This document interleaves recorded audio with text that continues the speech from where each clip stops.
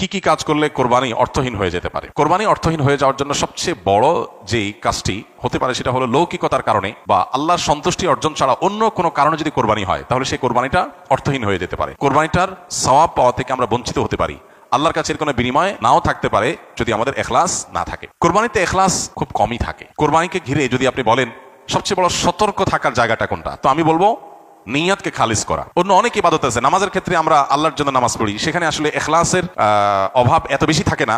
কোরবানির মধ্যে ইখলাসের অভাব যত বেশি। মূলত কোরবানি এমন একটা ইবাদত যেখানে আল্লাহর উদ্দেশ্যে আমি পশু জবাই করছি, আবার পশুর গোশতটা আমার ঘরে তুলছি, অর্থাৎ ফিডব্যাকটা আমি পাচ্ছি। এরকম জায়গা যেখানে অর্থনৈতিক বা আর্থিক ইবাদত, সেই আর্থিক ইবাদতের ফিডব্যাক বা উপকারিতা যদি আমরা নিজেরা পাই, সেখানে ইখলাস ধরে রাখাটা আসলে কঠিন হয়। কোরবানিটা সেরকম একটা ইবাদত। এই জন্য আমি কোরবানি কেন করছি এটা আগে ক্লিয়ার করতে হবে। আল্লাহ বলেছেন লা ইয়ানালাল্লাহু লুহুমুহা ওয়ালা দিমাউহা ওয়ালাকিন ইয়ানালুহু আত-তাকওয়া মিনকুম। কোরবানির পশুর গোশত, রক্ত কিছুই আল্লাহর কাছে যায় না। যেই চেতনা থেকে, যেই তাকওয়ার সুপ্ত চেতনা থেকে আমরা কোরবানি করি, সেটা আল্লাহর কাছে ঠিকই যায়। সো ইখলাসটা এনশিওর করতে হবে, না হলে কোরবানি অর্থহীন হয়ে যেতে পারে। অনেকে আছেন প্রতি বছর কোরবানি করি, এবছর যদি না করি ছেলেমেয়েরা কার মুখের দিকে চেয়ে থাকবে, তাহলে এটা সামাজিক মর্যাদা রক্ষার কোরবানি হলো, আল্লাহর উদ্দেশ্যে না। অনেকে হয়তো মনে করেন যে আমরা প্রতি বছর গরু কোরবানি দেই, এবছর টাকা নাই, ধার করে হলো দিতে হবে। কেন? কারণ আমাদের মুখ থাকবে না, মান সম্মান থাকবে না যদি ছাগল দেই, মানুষ মনে করবে গরিব হয়ে গেছি। এই যে মানুষ কি মনে করবে সেই চিন্তা থেকে আমি গরু কোরবানি করলাম, অর্থহীন হয়ে যেতে পারে কোরবানি। ঠিক একইভাবে নতুন আত্মীয় হয়েছে, অন্যান্যবার কোরবানি করি বা না করি, এবার তো করতেই হবে, মেয়ে বিয়ে দিয়েছি, বিয়ের বাড়ির মেহমানরা আসবে, তারা জানবে, তো এবার কোরবানি না দিলে তো মুখ থাকে না। কোরবানি আমার উপরে আবশ্যক হয় না, তারপরে আমি কোরবানি করতেছি কেন? ব্যয়কে দেখানোর জন্য। ইখলাস নষ্ট হয়ে গেল। অনেকে আছেন যে কোরবানির মূল উদ্দেশ্য হয় হলো ফ্রেশ গোশত সংগ্রহ করা, এই সামাজিক মর্যাদা ইত্যাদি, এগুলোর কারণে কোরবানি সবচেয়ে বেশি অর্থহীন হয়ে যায়। এই জন্য কোরবানিকে সবচেয়ে বেশি আমাদের রিয়া বা লৌকিকতা থেকে মুক্ত রাখার চেষ্টা করতে হবে। আল্লাহ আমাদের তৌফিক দান করুন। দ্বিতীয়ত, হারাম অর্থ দিয়ে যদি কোরবানি করেন তাহলে সেটা অর্থহীন হয়ে যেতে পারে। আপনি দেখবেন কোরবানির ইবাদতটাতে এক অদ্ভুত দৃশ্য আমাদের দেশে দেখা যায়। যারা যত বেশি প্র্যাকটিসিং, তাদের কোরবানির পশুর সাইজ সাধারণত তত কম থাকে। আর যারা যত বেশি নামাজ কালাম কম পড়ে, ইসলাম থেকে যত দূরে, তাদের কোরবানির পশুর সাইজ তুলনামূলকভাবে তত বড় হয়। অদ্ভুত না ব্যাপারটা? আপনি ঢাকা শহরে ঘুরে ঘুরে দেখবেন যে গুলশান, ধানমন্ডি, বনানী, বড়লোকদের এরিয়াগুলোতে এক একজনের গ্যারেজের ভিতরে আপনার বিভিন্ন নামের গরু, কালাচান, সুলতান, ধলাচান, লালচান, এক একটা গরু 3 লাখ, 4 লাখ, 5 লাখ, 7 লাখ, 10 লাখ টাকা দামের 2-3টা গরু। হয়তো অনেক এলাকা আছে যে একটা পাড়া মহল্লাতেও এত টাকা খরচ করে সবাই কোরবানি করার সুযোগ হয় না। যাই দেখেন ওই বাড়িতে যারা থাকে তাদের নামাজ নাই, কালাম নাই, ইবাদত নাই, বন্দেগী নাই, কোরবানি বেলায় মাশাআল্লাহ 4টা-5টা আছে, কারণ এটাতে বেটাগিরি জাহির করা যায়। আর যদি নির্বাচন সামনে থাকে তাহলে তো কোনো কথাই নেই, তাহলে এবার 10টা গরু, 20টা গরু, 30টা গরু। তো এগুলো বেশিরভাগ ক্ষেত্রে হারাম উপার্জন থেকে হয়, বিশেষ করে যাদের মধ্যে আল্লাহর ভয় না থাকে। তো হারাম উপার্জন থেকে যদি কোরবানির পশু করা হয়, জবাই করা হয়, বা ওই যে লৌকিকতার কারণে মানুষ দেখানোর জন্য, বাহবা পাওয়ার জন্য যদি কোরবানি হয়, তাহলে সেই কোরবানি কি হয়ে যাবে? অর্থহীন হয়ে যেতে পারে। তৃতীয়ত যে বিষয়টা আমাদের খেয়াল করা দরকার সেটা হলো কোরবানির পশুর জবাই করে তার গোশত খাওয়া আল্লাহ তাআলা আমাদের জন্য হালাল করেছেন, কিন্তু এর মানে এই না যে পশুর প্রতি কোনো অমানবিক আচরণ করা যাবে। পশুর প্রতি অমানবিক আচরণ করলেও কোরবানি অর্থহীন হয়ে যেতে পারে। এখন বলতে পারেন পশুর প্রতি কেউ কেউ অমানবিক আচরণ করে? উত্তর হলো হ্যাঁ, করে। কিভাবে করে? অনেকে আছেন পশু কিনে আনার পর যথাযথভাবে যত্ন আত্তি করে না, নিয়মতান্ত্রিকভাবে খাওয়ায় না, কারণ জবাই করে ফেলবো, দরকার কি খাওয়ানোর? আপনি 1 সপ্তাহ আগে, 5 দিন আগে বাজার থেকে পশু কিনে আনছেন, এটা ঠিক মতো খাওয়াইলেন না, যেখানে তার কষ্ট হয়, মশা টশা আছে যেখানে সেখানে তার বেঁধে রাখলেন। মিনিমাম যত্ন আত্তি যতটুকু দরকার, পশু হলেও তার ভিতরে প্রাণ আছে, সে প্রাণী। সো প্রাণী হিসাবে তাকে যতটুকু যত্ন করা দরকার সেটা না করে জবাই তো করে ফেলবো, দরকার কি আর কেয়ার করা? তাকে আপনি অহেতুক কষ্ট দিলেন, তাহলে এটা আপনার কোরবানিকে অর্থহীন করতে পারে। নবী সাল্লাল্লাহু আলাইহি ওয়াসাল্লাম বলেছেন ইন্নাল্লাহা কাতাবাল ইহসানা আলা কুল্লি শাই। আল্লাহ প্রত্যেকটা বস্তুর প্রতি ইহসান করা, অনুগ্রহ করাকে আবশ্যক করে দিয়েছেন, ফরজ করে দিয়েছেন। প্রতিটা বস্তুর প্রতি কি করতে হবে? ইহসান করতে হবে। এই ইহসানের মানসিকতা আমাদের যদি না থাকে, তাহলে পশুর প্রতি যদি আপনি ইহসান না করেন, তাহলে আল্লাহর কাছে জবাবদিহি করা লাগতে পারে। আমরা যারা পশু কিনে আনি, নিজেরা জবাই করি, জবাই করার সময় কিছু অমানবিক আচরণ হয়। যেমন দেখা যায় জবাই করার পর কসাইরা বিশেষ করে চাকু দিয়ে গলায় খোঁচায়।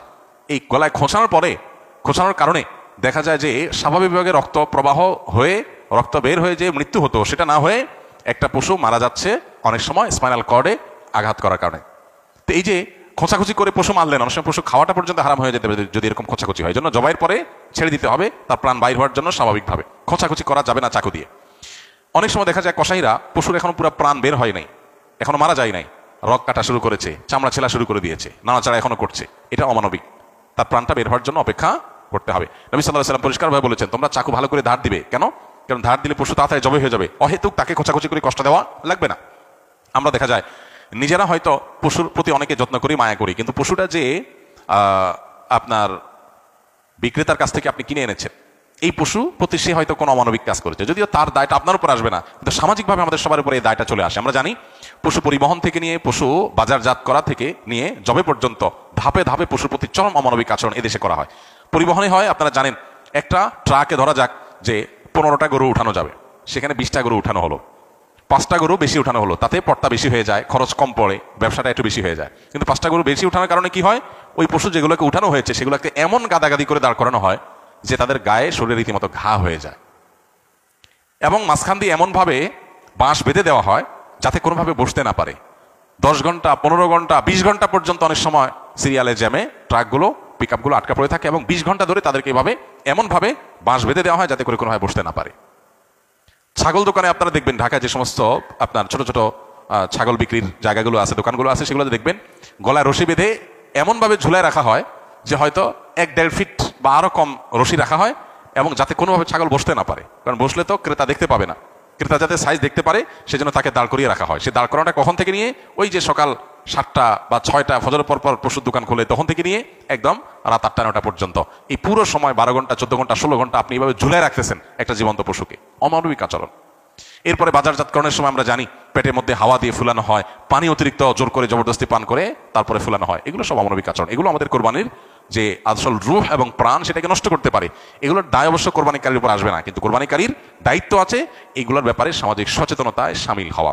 সর্বশেষ যে পয়েন্টটা বলবো সেটা হলো, আমাদের কোরবানির পশুর যে বর্জ্য ময়লা আছে এগুলো যদি পরিষ্কার করার দায়িত্ব কোরবানি কারক হিসাবে আমরা নিজের কাঁধে না নেই, আমাদের কোরবানিটা অর্থহীন হয়ে যেতে পারে। আমি কোরবানি করছি সওয়াবের জন্য, কিন্তু আমার কোরবানির কারণে যদি মানুষের কষ্ট হয়, সমাজের মানুষ বিপদে পড়ে, মানুষ অসুস্থ হয়, তাহলে সওয়াবের পরিবর্তে আমার কি হতে পারে, গুনাহ হতে পারে।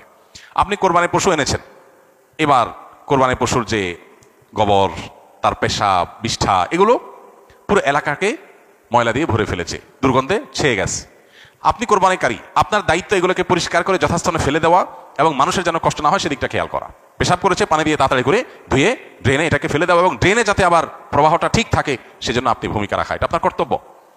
গোবরগুলো নিয়ে আপনি ড্রেনে ফেলে দিলেন, তাহলে ড্রেনে জলাবদ্ধতা তৈরি হবে, পানি প্রবাহ বন্ধ হয়ে যাবে, এবং সেটার কারণে সেই বদ্ধ পানিতে মশা তৈরি হবে, ডেঙ্গু তৈরি হবে, সেখান থেকে মানুষ, এখন ডেঙ্গুর সিজন শুরু হয়েছে, গতকালকে না যেন আজকে পত্রিকা দেখলাম যে এবার মৌসুমের শুরুতেই ডেঙ্গুর প্রকোপ ভয়াবহ।